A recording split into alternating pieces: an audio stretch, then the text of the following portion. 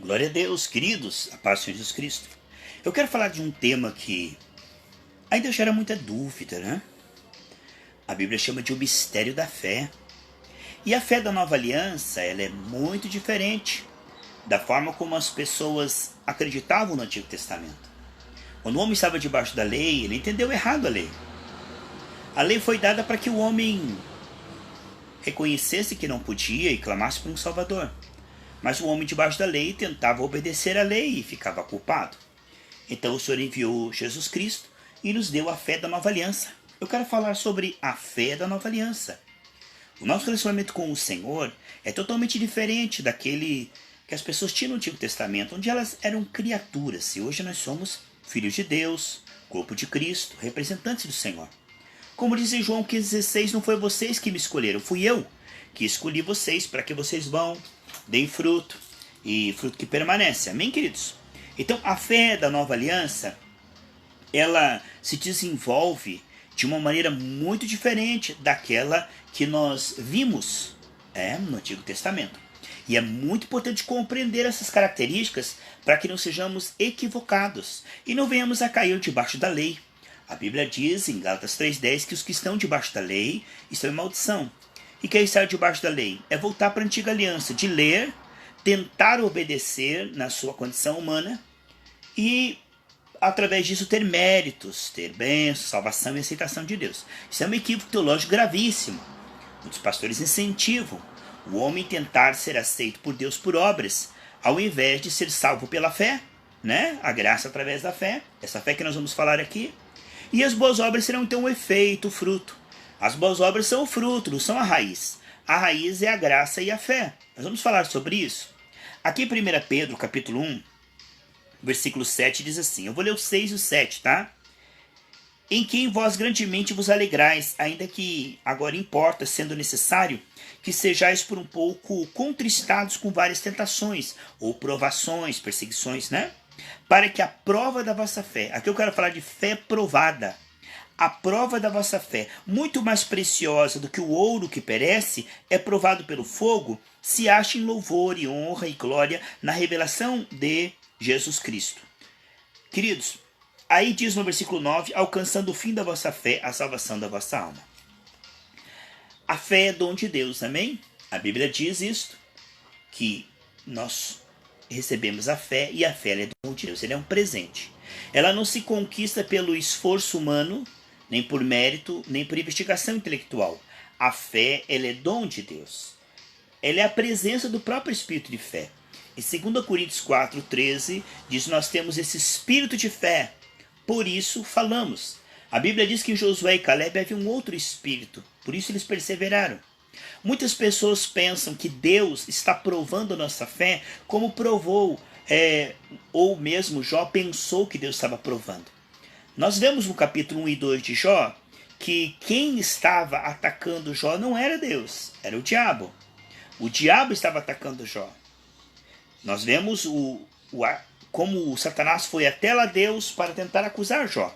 E Deus viu que ele era amigo, que ele era fiel.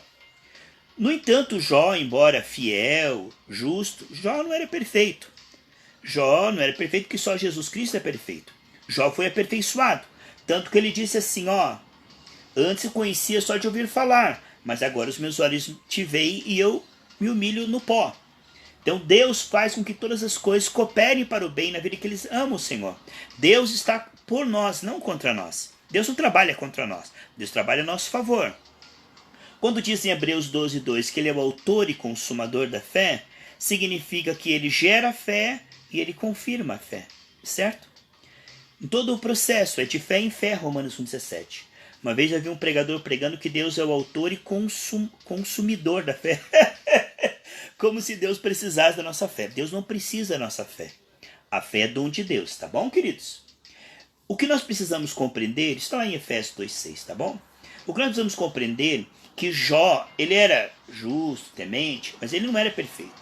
Ele diz lá no capítulo 3, o que eu temia me aconteceu, o que eu receava, isso veio sobre mim. Quem abriu as portas para o ataque do inimigo foi o próprio Jó. O próprio Jó diz em Jó 3,25, o que eu temia me veio, o que eu me receava me aconteceu. Então, na verdade, o relacionamento de Jó com Deus era baseado no medo. Ele diz, quem sabe meus filhos pecaram contra o Senhor e fazem sacrifício. Tudo era baseado no medo. Mas Deus permitiu que através dessa prova, o relacionamento de Jó com Deus fosse aperfeiçoado para amor, para um relacionamento com alegria. Porque diz lá em 2 Coríntios que Deus não quer que você dê com tristeza ou por necessidade, mas sim com alegria. Então Jó foi aperfeiçoado através da prova, mas nós já fomos aceitos em Cristo. Nós não estamos sendo avaliados para ver se Deus nos aceita. Deus não está avaliando a nossa fé para ver se nós merecemos a bênção ou não. Há um grande equívoco teológico em muitas igrejas, pensando que Deus está olhando os nossos desempenho e para avaliar o nosso mérito. Isto é antiga aliança, queridos. Quando nós misturamos desempenho, mérito com salvação, nós estamos na antiga aliança, nós não entendemos ainda a nova aliança, que é um mistério. Poucos pastores estão na nova aliança. Colossenses 1,27, Cristo em nós, esperança da glória. Quando nós compreendemos a fé do Novo Testamento, e quando aqui fala a prova da nossa fé, no Novo Testamento, quando Deus prova a nossa fé, Ele não está exigindo uma fé ou cobrando uma fé. Jamais, irmãos. Ele está provando, assim como, por exemplo, você vai fazer uma comida para sua família, certo? Então, você prova se está com bom de sal ou não. Você prova, você experimenta, você analisa para ver se está no ponto. Deus jamais vai permitir luta maior que nós podemos suportar. Há pessoas que são tão meninos na fé que não avançam, que só têm fé para ser salvo. Eles não têm fé para sofrer por Cristo, nem para evangelizar, não tem galardão. Então, a prova que Deus faz não é no sentido de provar para ver se você merece. Não. Ou provar para segurar a bênção. Deus não te dá a bênção porque você não tem fé. Irmãos, a fé que nós temos, ela é a fé do Filho de Deus, Gálatas 2,20. A fé que nós temos, ela é perfeita. Todo dom de Deus é perfeito, diz em Tiago capítulo 1. Em Romanos 12,3, que foi nos dado a medida da fé. Portanto, Deus não dá o Espírito por medida, nós temos o Espírito inteiro em nós. O mesmo Espírito que tirou Jesus do túmulo está em mim, você. Portanto, a fé que nós temos, ela é excelente. Judas chama de fé santíssima. Então, a fé que nós temos, ela não precisa ser provada para ser aceita ou aumentar. Ela precisa ser provada para ver se ela está no ponto para receber a bênção. Quem nos prova no sentido de ver se nós recebemos ou não é a queda. Por exemplo, a pessoa vem para Jesus e ela passa por uma prova de enfermidade. Foi Deus que enviou? Não. Foi a escolha de Adão e Eva, foi a queda, entendeu? Não é Deus que está provando a pessoa com enfermidade. Deus não prova ninguém com enfermidade, com desemprego. Deus não prova ninguém com familiares nas drogas. Essas provas existem por causa da queda da nossa carne e a carne dos outros. Deus está trabalhando para edificar a nossa fé, para nos ajudar. Deus não está contra nós. Ele não está provando para ver se você merece, se você tem fé ou não. A fé que Ele deu, ela é perfeita. Se Deus tivesse que nos dar mais fé, acabaria o céu, porque Ele nos deu o espírito de fé inteiro. Deus não deu o espírito de fé inteiro para nós, né? Então Deus não tem mais para dar. Tudo que Ele tinha para dar, Ele deu. A presença inteira do Senhor está em nós. Portanto, Deus não aumenta a nossa fé. Quando diz lá, aumenta a nossa fé, é no sentido de qualidade, não de quantidade. Quando o Senhor diz que se você tiver fé como um grão de mostarda, Ele está falando que não é o tamanho da fé, é a qualidade da fé. A fé que Deus nos dá, ela é boa, mas a qualidade é quando ela é pura, quando ela se separa da incredulidade. Veja, você pode ter fé e incredulidade ao mesmo ponto. A Bíblia diz assim, se você crer e não duvidar no seu coração, porque tem gente que crê, mas duvida no seu coração. Então, quando a fé ela supera a incredulidade, quando ela vence a incredulidade, ela é uma fé aprovada. Vamos falar sobre isso, como que Deus prova e aprova a nossa fé. Há um equívoco muito grande, como se Deus estivesse olhando e dizendo assim, você ainda não merece, eu não vou te dar. Eu vou esperar porque você ainda não está com a fé que você precisa. Muitas pessoas dizem, eu não sou curado porque eu não tenho fé. Não, você tem uma fé, mas você não tem o esclarecimento sobre a sua fé. Muitas vezes a pessoa não recebe, não é porque ela não tem fé, é porque ela tem incredulidade. É porque ela tem, às vezes, mágoa, pecado não confessado, uma teologia furada, errada, que diz que Deus não cura, não liberta, né? Um ensino errado, ou ela é ignorante em alguns respeitos. Então, nunca é por causa da fé. porque a fé que Deus nos deu é a fé dele, é perfeita. Esse assunto é tão tremendo e tão maravilhoso que nós precisamos dissecar ele cuidadosamente. Na nova aliança, quando Deus prova a fé, ele analisa como você tem crescido espiritualmente. Ele não faz uma prova com um professor para ver se você passa ou não passa de ano. Deus não faz uma prova com você para ver se Deus vai te dar bênção ou não vai dar, porque ele já deu tudo.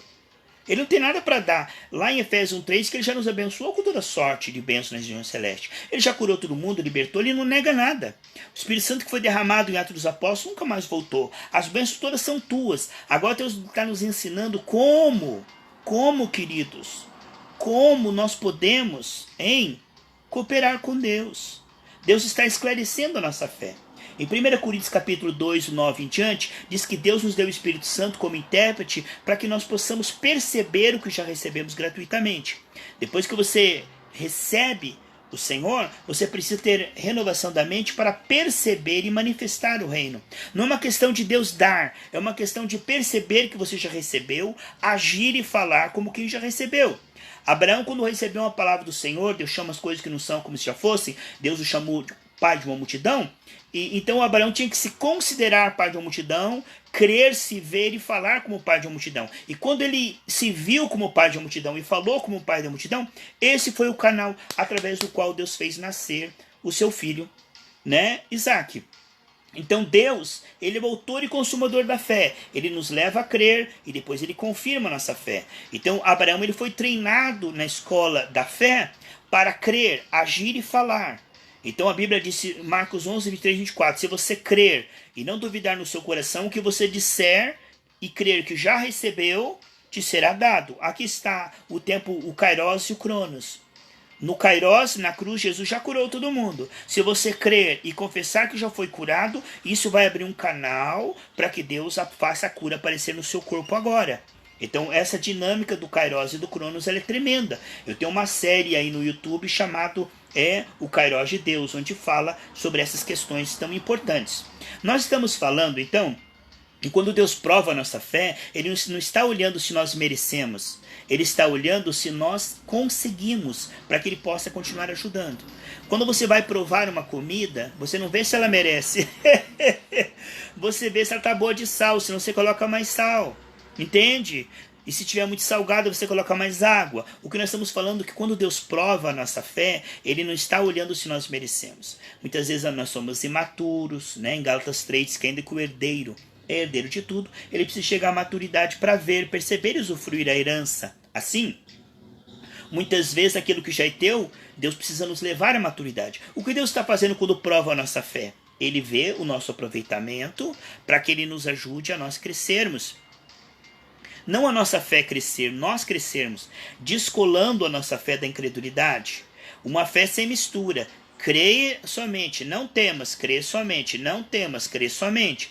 Então o problema do homem não é ter mais fé, é ter menos incredulidade. O problema do homem não é a fé que Deus nos deu é ótima, é excelente. A fé que Deus nos deu, ela é santa, ela é pura, ela é maravilhosa, ela conecta com Deus. Romanos 5:2 diz que a nossa fé nos conecta com Deus e nos dá acesso a toda sorte de bênção. O problema não é a fé, o problema é a incredulidade, é a carnalidade.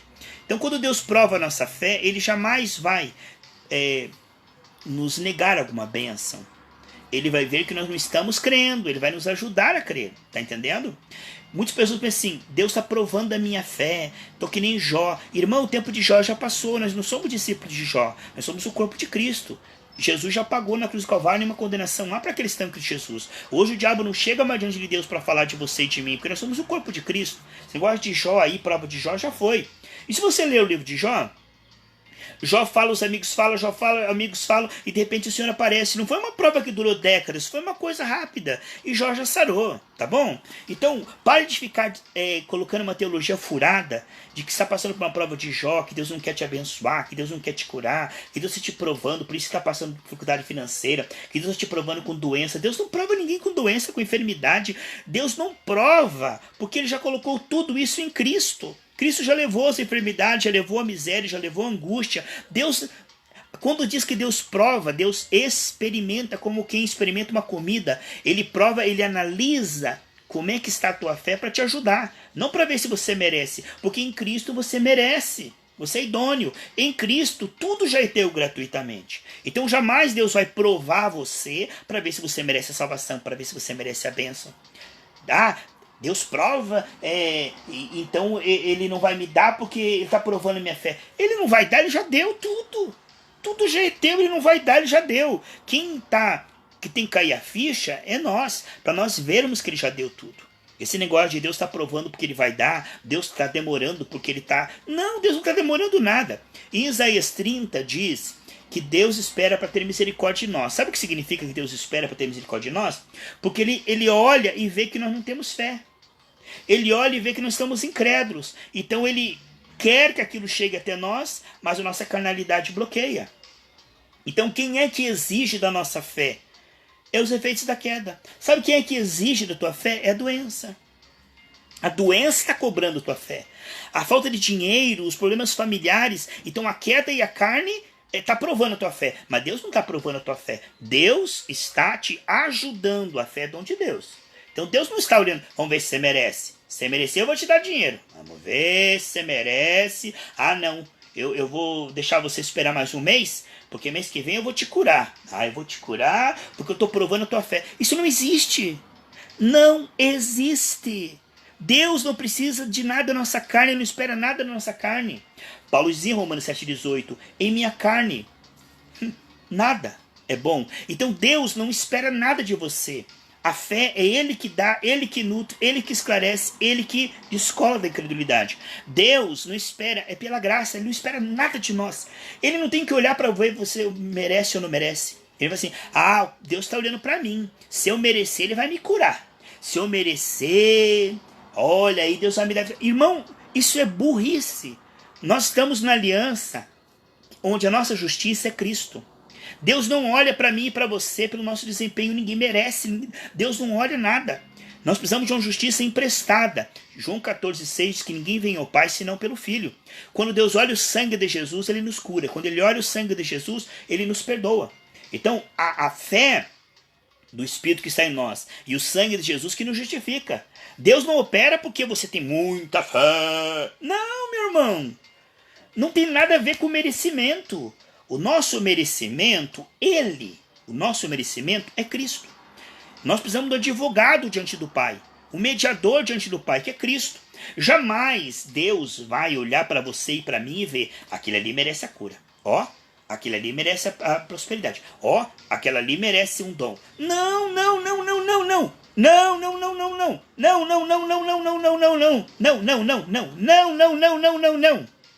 Deus nos olha pelo sangue de Jesus e nós só recebemos salvação, cura, prosperidade e bênção pelos méritos de Cristo. Agora, além do sangue de Jesus, é preciso que o espírito de fé vença a nossa carne. Sim, Kátia, a questão do mundanismo e do fanatismo, eu vou falar sobre isso, tá bom, minha irmãzinha? Eu estou falando a questão da qualidade da fé. Irmã, você não entendeu o ponto, querida. Kátia, você não entendeu o ponto. Se você voltar no início da mensagem, acho que você pegou o bonde andando. Você falou, não é só fé. Você não entendeu o que eu estou falando. Absolutamente não. Eu estou explicando o tipo de fé da nova aliança. Não estou falando que é só fé. O que você escreveu aí está em confronto totalmente diferente do que eu estou falando, princesa. Entendeu? O que você falou aí não contribuiu, tá bom? Porque você não entendeu o que eu estou defendendo. O que eu estou procurando arrancar é a religiosidade das pessoas. Você está falando do mundanismo e do fanatismo. É importante isso que você está falando. Só que eu não estou tratando agora o mundanismo e o fanatismo. Eu estou falando da fé religiosa e da fé verdadeira. É isso que eu estou falando. Eu estou falando da fé como as pessoas veem, como as igrejas pregam, como as igrejas falam da fé e como é a fé da nova aliança. É isso que eu estou falando, entendeu? Mas obrigado por ter escrito aí, seja bem-vinda. Toda escritura é bem-vinda, tá bom? Mas não é isso que eu estou falando não, viu, Orlando? Kátia. Obrigado, Orlando, você está aqui também, né? Viu, Kátia? Não é isso que eu estou falando. Não estou falando de só fé, eu estou falando da fé. Como é a fé, as características da fé. Porque as pessoas não entendem isso. As pessoas não entendem a fé. Então, quando nós falamos da fé que sai da incredulidade, a incredulidade tem a ver com mundanismo e carnalidade, entendeu? Aí tem a ver com isso que você está falando. Então, o fanatismo, o mundanismo, a carnalidade tem a ver com a carne. Mas agora eu estou falando da fé espiritual.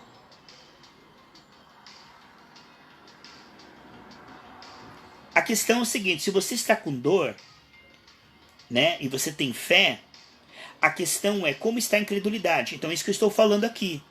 Nós estamos falando a mesma coisa, Kátia. Você está falando da questão do arrependimento, da incredulidade e do pecado, entendeu?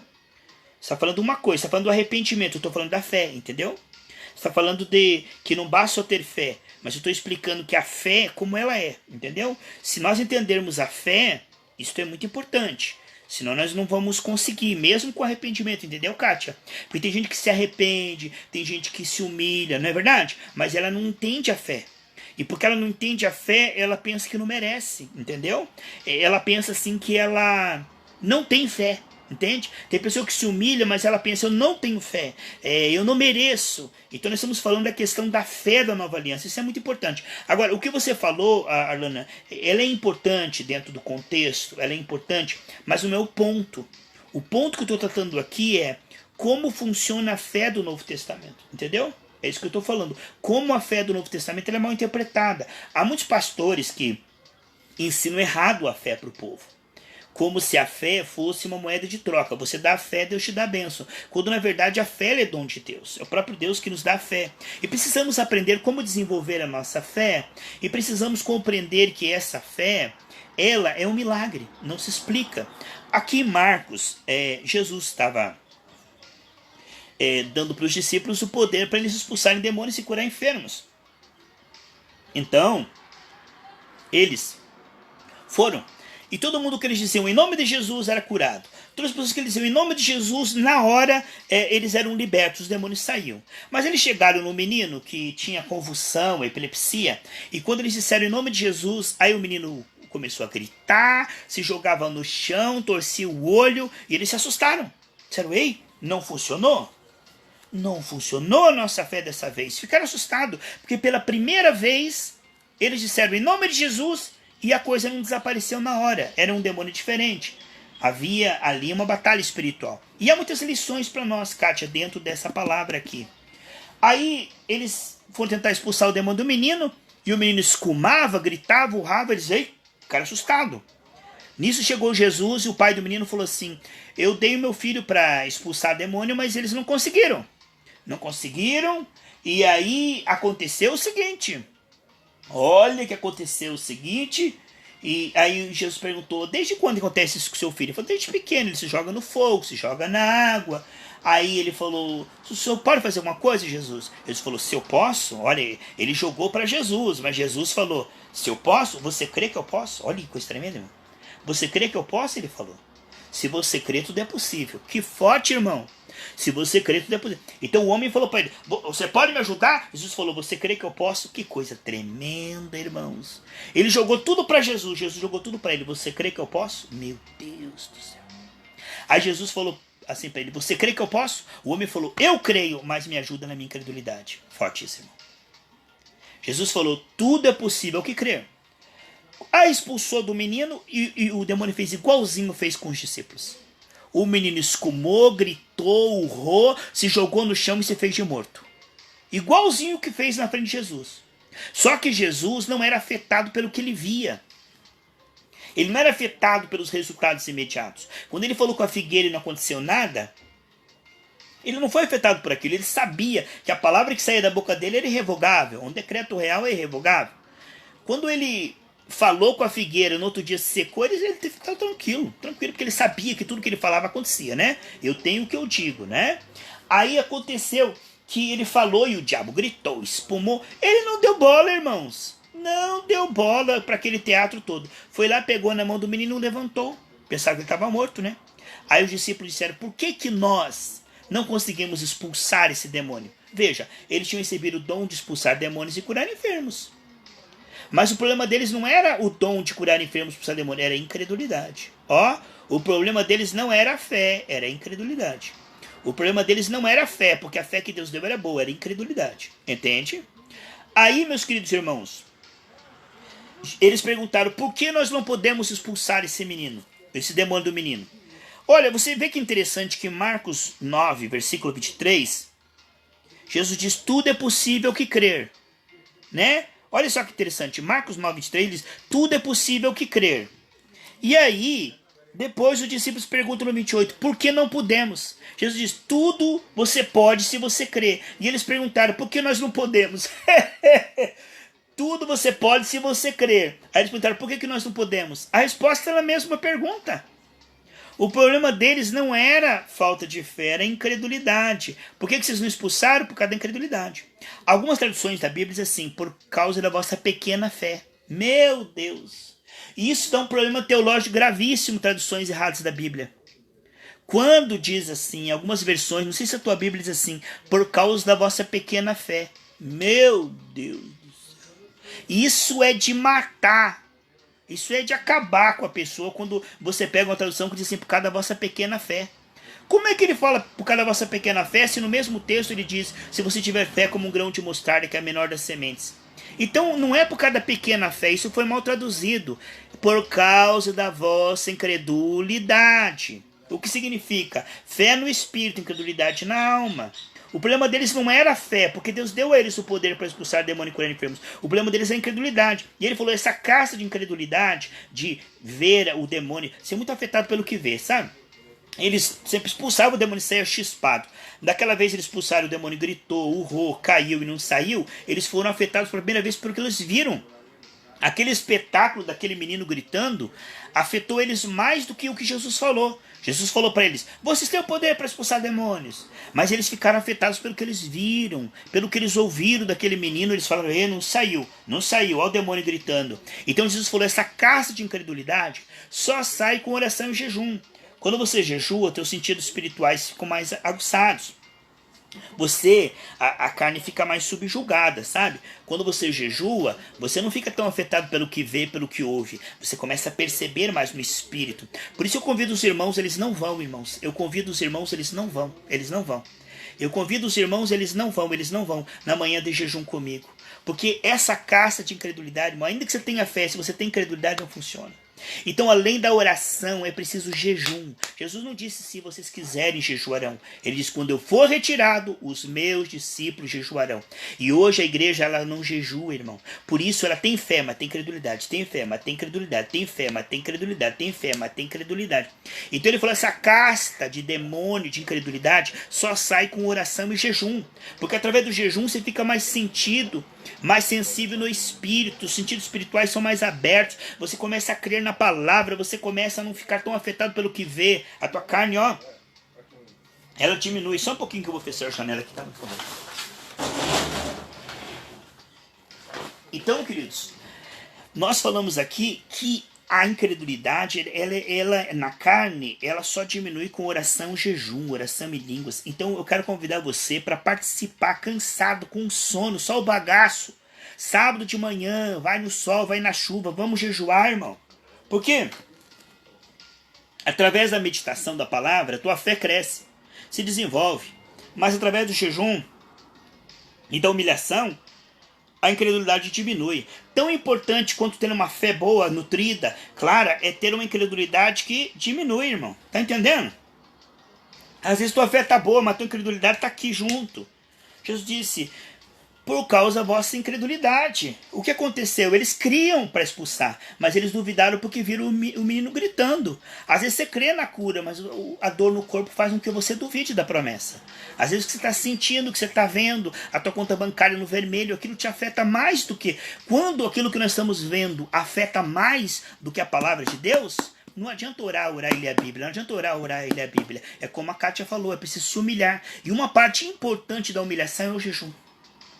Uma parte importante da humilhação é o jejum. Então tem gente que ele ora, lê a Bíblia, mas ele não jejua. Por isso a incredulidade dele está sempre em alta. Eu quero convidar você para estar conosco sábado, às 10 horas da manhã, jejuando conosco.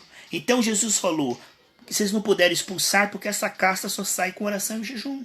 O problema daqueles discípulos não era que eles não tinham poder para expulsar demônios. Sempre funcionou.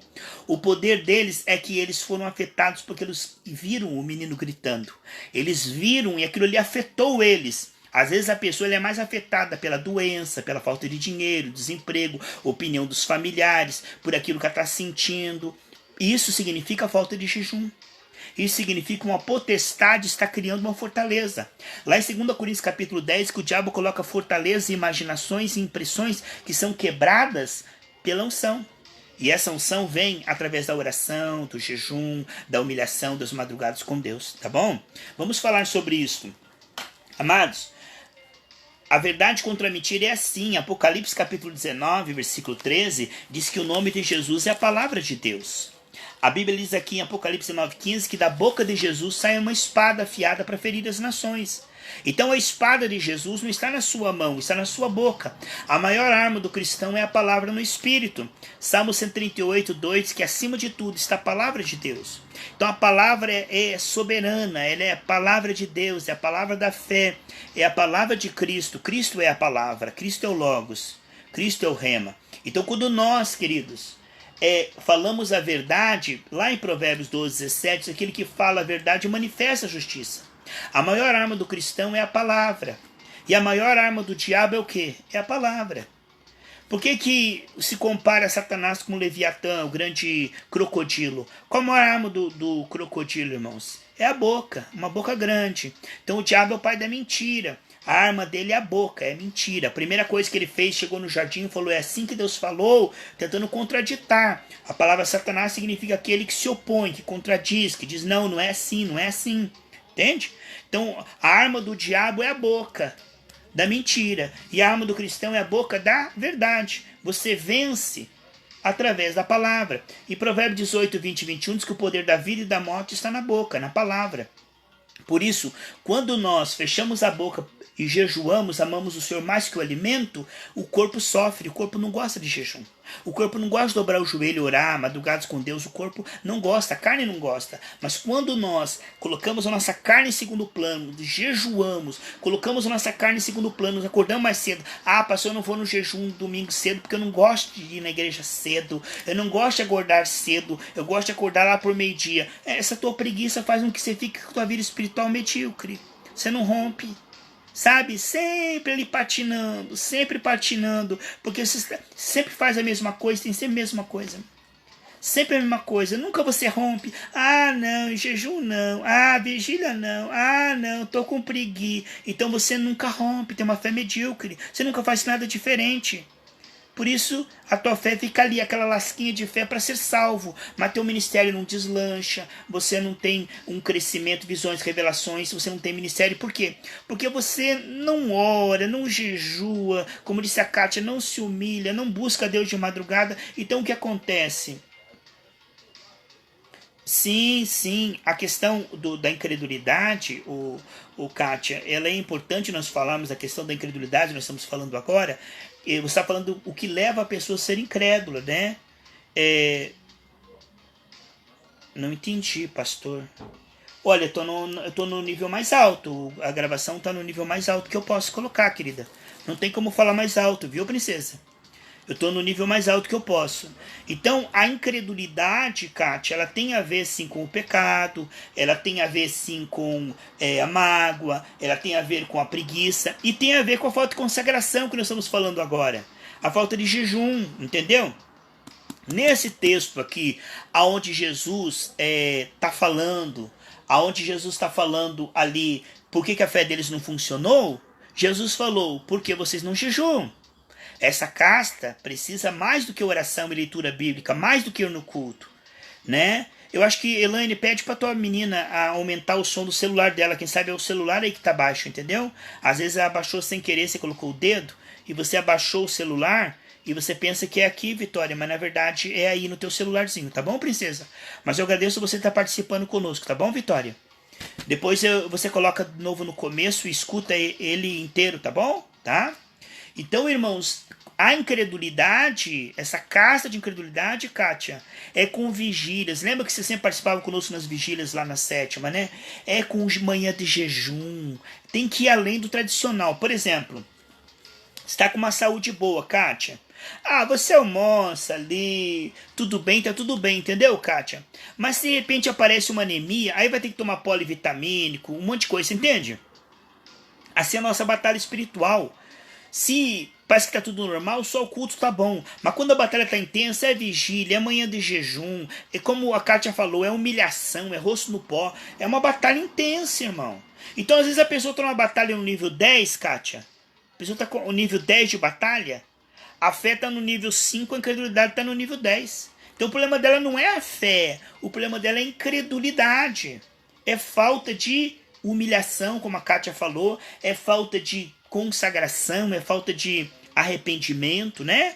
Então isso está envolvido na matemática. A questão da nossa fé do Novo Testamento, Deus não prova a nossa fé para ver se nós merecemos.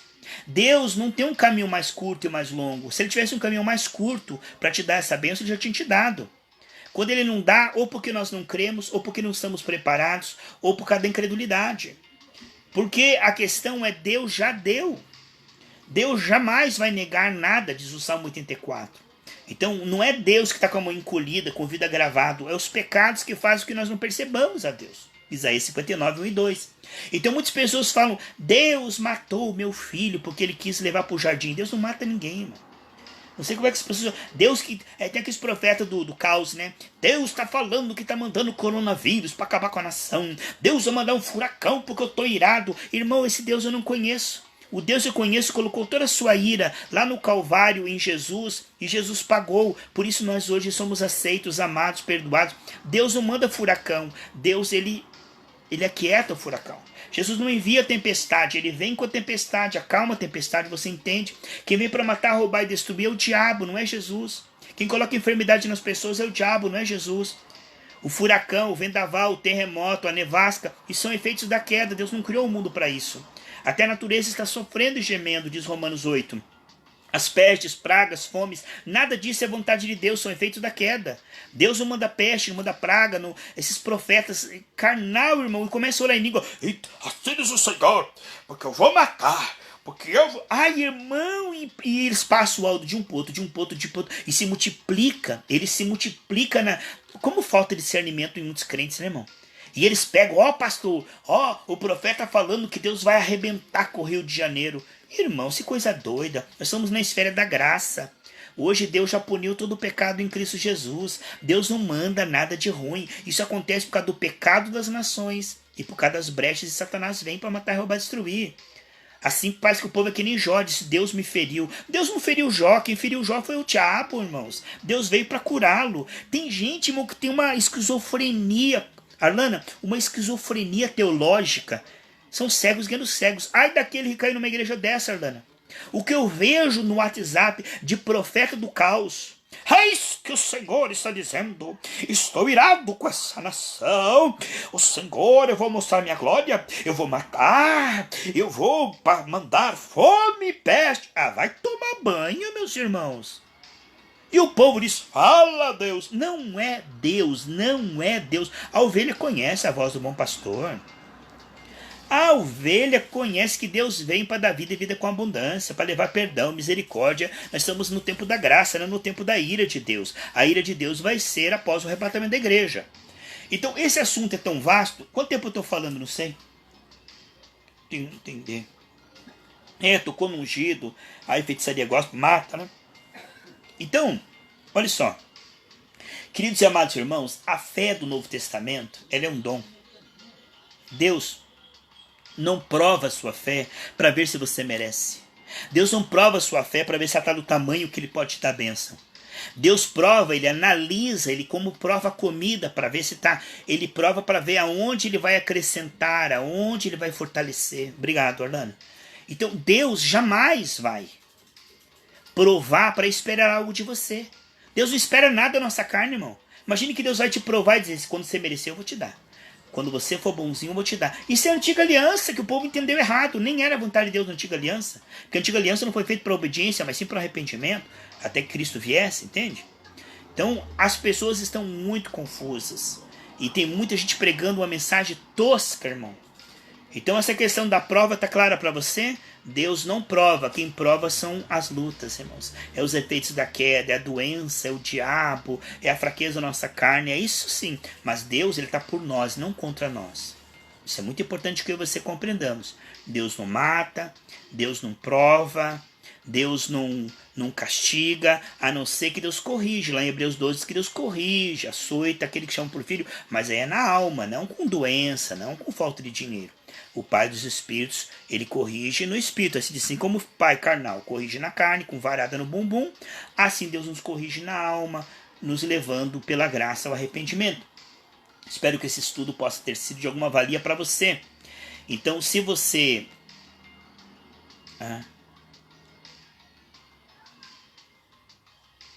A questão é que... Sim, Kátia, a questão é o seguinte. A questão que tudo tem um começo, sabe? Olha o seguinte, Kátia. Você não pode pregar todo o evangelho pro ímpio, ele não vai entender isso aí. Você demorou décadas para entender isso que você escreveu aqui. Isso que você escreveu aqui, Kátia, você demorou décadas para entender. Se der uma feijoada para um bebê, ele morre. Então, o novo convertido, o que ele precisa, primeira coisa, receber Jesus no coração. Quando ele recebe Jesus no coração, ele se arrepende, recebe Jesus no coração, aí ele começa a entender o que é fé, o que é arrependimento. E aí Deus vai mostrar para ele sobre a idolatria, sobre a carnalidade, sobre o mundanismo. Porque, você veja bem, Kátia, se você ler Efésios capítulo 1 e 2, Deus não manda eles fazerem nada. Leia Efésios capítulo 1, 2 e 3. Deus só diz o que eles têm recebido, o que eles são e o que eles podem em Cristo. Lá no capítulo 4 e 5, ele diz assim: agora que você entendeu o que você é, que você tem, o que você pode em Cristo, agora ajam, agora obedeçam. Então a obediência que você está colocando aqui, ela é correta. Para chegar a uma fé perfeita, é preciso renúncia, idolatria, mundanismo, largar isso aí. Totalmente você está certo, Kátia. Você está completamente certo. Agora, nós temos que compreender que na igreja tem meninos na fé, adolescentes na fé e maduros na fé. E a palavra tem que ter arrependimento, tem que ter edificação, consolação, tem que ter exortação, tudo, né? Então a mensagem completa, você está correta, Kátia. A questão é que a ênfase dessa live aqui, se depois você pegar no início, a ênfase, né, dessa live aqui que nós estamos falando, minha irmãzinha, é a questão seguinte: o arrependimento é para quem já recebeu o Senhor. Quem não recebeu o Senhor não sabe nem o que é arrependimento. Ela não sabe nem por que é se arrepender. O arrependimento só acontece com o salvo. A primeira coisa que uma pessoa precisa é ser salva, é receber Jesus, né? Aí depois que ela recebe Jesus, aí ela vai largar o mundanismo, a carnalidade, aí ela vai receber o alimento, entendeu? Então foi importante a tua participação, tá, Kátia? Se vocês puderem, queridos, voltem e ouçam novamente essa mensagem. Eu creio que é muito importante. É muito importante realmente nós entendermos. Isso que a Kátia falou é verdadeiro. Não adianta crer e não se arrepender. Mas para se arrepender, primeiro tem que crer. Porque aí o Espírito de fé entra, e quando o Espírito de fé entra, ele começa a produzir o arrependimento. Lá em Atos 5,31 e Atos 11,14 fala do dom do arrependimento. O arrependimento é um dom. A fidelidade ela é um dom, é um fruto do Espírito. Entende? A fidelidade é um fruto do Espírito. Peça para uma pessoa que não recebeu Jesus para ela ser fiel. Ela não consegue. Peça para uma pessoa que não tem Jesus, se arrependa aí. Ela não consegue. Isso para ela é grego, ela não entende. Ela só vai entender depois que o Espírito entrar nela. Quando o Espírito entrar nela, aí você fala, ela começa a entender. Mas a primeira coisa que ela tem que compreender é o que é a graça, o que é Jesus, o que é receber Jesus, o que é se voltar para o Senhor. E quando o Espírito Santo entrar nela, aí você vai pregar, larga o mundanismo, larga a carnalidade, larga a vaidade. Aí o alimento sólido é para os maduros, né? Porque se você falar para um bebê assim, larga as fraldas, ande agora, vai trabalhar, vai ajudar a mamãe, ela não entende isso aí, porque ela não tem entendimento nem força. Então o bebê espiritual, nós nascemos de Deus, mas nascemos bebês espirituais. E o bebê espiritual não sabe o que é arrependimento. O bebê espiritual não sabe nada. Ele não sabe nada de nada. Então ele precisa começar pelo começo, que é a graça, que é o perdão, que é Jesus, que é a presença, que é o novo nascimento. Amém? Obrigado então pela tua participação, você que ficou comigo nessa live, e que nós possamos nos consagrar, queridos. Você que está comigo, vamos pegar firme, vamos nos humilhar mais e mais, como disse a Kátia, porque Deus quer descolar a nossa fé da incredulidade. Quando a nossa fé é descolada da incredulidade, ela funciona. Então tem muita gente aí pregando que Deus não deu porque você não merece, que Deus não deu porque não chegou o tempo. O tempo já chegou, amém, queridos? O tempo de João 19,30 está consumado. Às vezes demora, não é porque Deus está demorando, é porque nós estamos incrédulos, entendeu? Mas que Deus te ajude e ajude a mim também. E espero você às 8 horas para nós estarmos lá na casa da Vanessa estudando a palavra de Deus. E que Deus te abençoe muito por ter participado comigo. Se você puder, compartilhe também essa mensagem no sua timeline aí no Facebook. Eu vou estar postando ela no YouTube, também no WhatsApp, pedindo para os irmãos que escutem essa mensagem, que fala sobre a importância do jejum para que a fé seja completa. Um grande abraço, shalom, que Deus te abençoe com cura, com graça, com prosperidade e principalmente com um coração arrependido, temente, um coração que se volta a Deus e que persevera. Obrigado pela tua participação, obrigado Arlano, obrigado a Kátia, obrigado pelos irmãos que participaram comigo aqui, obrigado pela irmã Elisete, né, que participou aqui também, e tem mais um irmãozinho ali que tem um quadradinho ali, quem é esse irmão que está assistindo ali, um casalzinho bonito ali, casalzinho lindo ali, ó. Deus abençoe esse casalzinho que está aí assistindo também, tá? Todos vocês que entraram aí, Deus abençoe e fiquem na paz do Senhor Jesus. Um grande abraço. Depois, se você puder, escute novamente, tá bom? Escute novamente, com bastante cuidado. Às vezes você perde na primeira, mas na segunda você ouvindo já melhora, tá bom? Deus abençoe. Renata Santiago Moraes, Deus abençoe esse casal, tá bom? Paz do Senhor Jesus. Obrigado por vocês terem participado, Renata Santiago Moraes, tá bom? Deus abençoe. Glória a Deus pela vida dos irmãos.